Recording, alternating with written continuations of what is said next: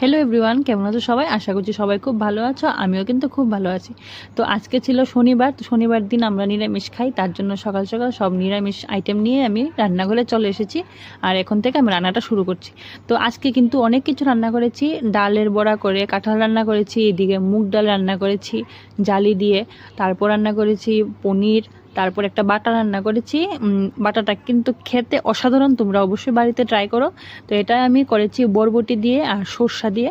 তো খুবই টেস্টি, খেয়ে তোমরা কিন্তু বাড়িতে করে খেয়ে বলবে কেমন হয়েছে। আর এদিকে পনির রান্না করার জন্য দেখো আমি পনির রেডি করে নিয়েছি। পনিরটাকে আমি ভালো করে ভেজে তারপর পটল দিয়ে আলু দিয়ে রান্না করব। আর ওইদিকে কিন্তু একটু আমের চাটনিও রান্না করেছিলাম। তো আজকে মানে অনেকগুলি রান্না হয়ে গেছে, মানে একটু একটু করে করতে করতে তারপর অনেকগুলি আইটেম হয়ে গেছে। তো তোমরা নিরামিষ দিনে কে কী কী খেতে ভালোবাসো আমাকে অবশ্যই কমেন্ট করে জানিও।